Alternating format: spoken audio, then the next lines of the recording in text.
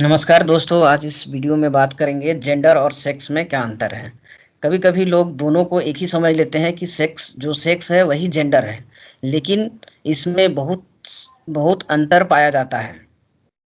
जैसे अगर हम सेक्स का बात करें तो सेक्स जो डिटरमाइन होता है, निर्धारित होता है, वो प्राकृतिक द्वारा होता है, जिसमें उसका रिप्रोडक्टिव कैपेसिटी या शारीरिक संरचना, बच्चा पैदा करने की क्षमता के आधार पर होता है। आमतौर पे ये कहा जाए कि सेक्स का मतलब होता है जो प्राकृतिक द्वारा पुरुष और महिलाओं की बनावट में अंतर होता है। जैसे कि अगर कोई एक बच्चा अगर पैदा होता है तो उस बच्चे को कैसे पता किया जाता है कि वो मेल है या फिर फीमेल है, या फिर लड़का है या लड़की। अगर कोई बच्चा हॉस्पिटल में पैदा होता है तो डॉक्टर उसको कैसे बताता है कि ये लड़का है या फिर ये लड़की है। तो जाहिर सी बात है कि उसकी गुप्तांगों की या फिर उसकी रिप्रोडक्टिव कैपेसिटी या शरीर की बनावट के आधार पे अंतर किया जाता है कि हाँ, ये लड़का है और ये लड़की है। लेकिन जेंडर का बहुत बड़ा कॉन्सेप्ट होता है। जेंडर समाज द्वारा बनाए गए रीति रिवाज के जेंडर जबकि जेंडर समाज द्वारा बनाए गए रीति रिवाज के आधार पर निर्धारित होता है कि लड़का ये करेगा, लड़की ये करेगी, या फिर ये पहनना है, साड़ी पहनना है तो पैंट पहनना है। यहाँ पर आप देख सकते हैं कि जो बच्चा है, ये इसको हम लोग क्या कहेंगे, सेक्स, क्योंकि इसमें ना तो कोई अभी तक धर्म आया, ना कपड़ा है, ना किसी भी प्रकार से नहीं है। लेकिन यहाँ पर बच्चों की जो प्राइवेट पार्ट्स होते हैं उसको देखकर ही हम लोग यहाँ पर पता करते हैं कि ये मेल मेल चाइल्ड है या फिर ये फीमेल चाइल्ड है या फिर ये किन्नर है। जबकि अगर हम जेंडर का बात करें तो जेंडर में यहाँ पर बहुत सारे वेराइटी होता है, क्योंकि ये समाज द्वारा बनाया गया है कि अगर लड़की है तो ये पहनेगा, ये काम, अगर लड़की है तो घर का काम करेगा, वो साड़ी पहनेगा, चूड़ी पहनेगा, या फिर इस तरह से भील बुर्का पहनेगा। तो ये हमारा यहाँ समाज के द्वारा निर्धारित होता है। जैसे कि अगर कोई एक बच्चा पैदा लेता है तो स्टार्टिंग में वो सेक्स होता है, बाद में वो जेंडर में तब्दील धीरे धीरे होता है, क्योंकि जो जिस परिस्थिति में रहता है उसके अनुसार वहाँ का ट्रेडिशन, कस्टम, रिलीजन, ज्योग्राफी के आधार पे उसकी पहनावा, रीति रिवाज सारे में ढलने लगता है। जैसे कि अगर यहाँ पर हम एग्जांपल लें कि अगर एक फीमेल है तो फीमेल यहाँ पर देखिए, अगर आदिवासी में जाइए, जनजातियों में, तो उनका रहन सहन अलग हो जाता है। यही चीज अगर बच्चों में देखिए तो बच्चों में यहाँ पर अलग तरह से आपको देखने को मिलेगा। और यही अगर मॉडर्न गर्ल्स को अगर देखिएगा तो उनका पहनावा ओढ़ावा अलग है। और यही अगर रिलीजन वाइज आप देखिए तो रिलीजन वाइज में भी यहाँ पर आपको डिफ्रेंशिएट मिलेगा।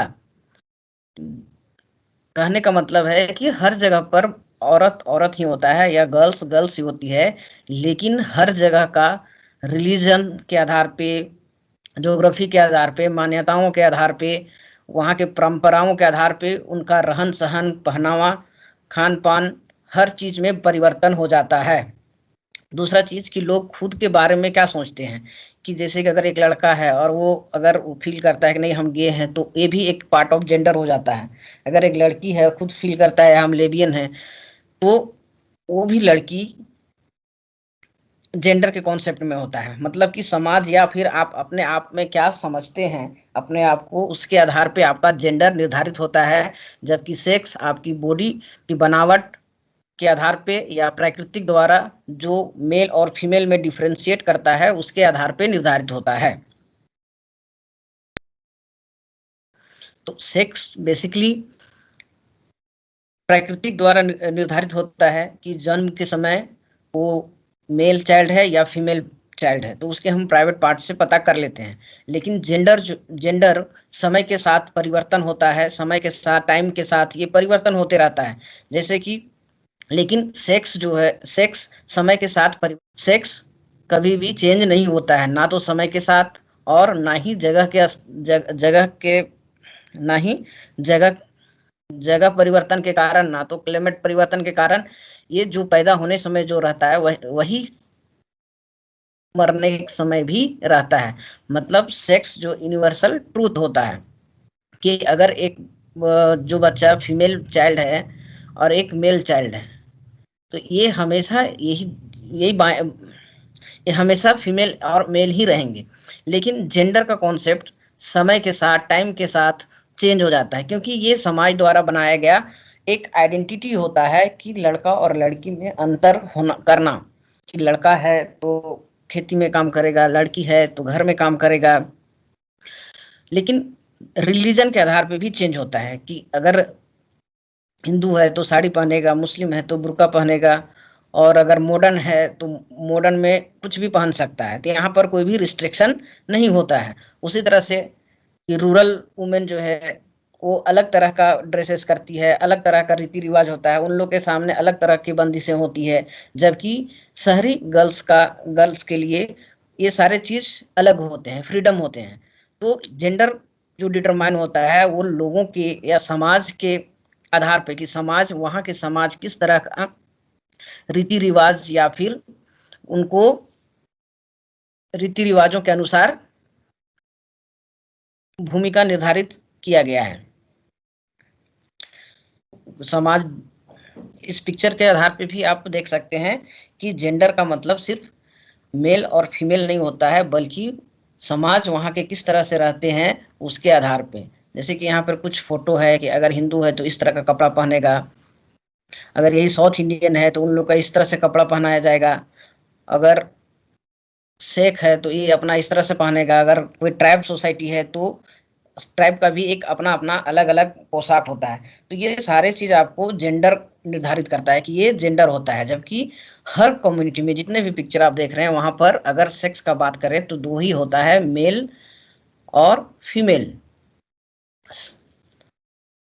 लेकिन इनके पहनावा, रहन सहन के आधार पे हम इसको डिफ्रेंशिएट करते हैं। इसी में जेंडर में भी आ जाता है गे, लेबियन, मतलब कि आप अपने आप को कैसा मानते हैं। अगर अच्छा मानते हैं या बुरा मानते हैं, ओवर कॉन्फिडेंट मानते हैं, तो ये सारे चीज आपके जेंडर के अंतर्गत आता है कि हम अपने आप को किस तरह से रिस्पेक्ट देते हैं, या फिर हमें क्या फ्रीडम चाहिए, हमें रहना कैसा है। तो ये सोच, जेंडर कहने का मतलब होता है सोच। तो इन शॉर्ट, अगर आप सेक्स और जेंडर का अंतर अगर आप बोलना चाहें या समझना चाहें, तो सेक्स होता है जो प्रकृति के द्वारा मेल और फीमेल में जो अंतर होता है, जबकि जेंडर मानव निर्मित होता है। और मानव निर्मित जो जेंडर होता है, मानव निर्मित जेंडर समय के साथ, रिलीजन के साथ, खुद की परिस्थिति के आधार पे चेंज होता है। आई होप आप लोग को ये वीडियो अच्छा लगा होगा। अगर अच्छा लगा होगा तो लाइक करें।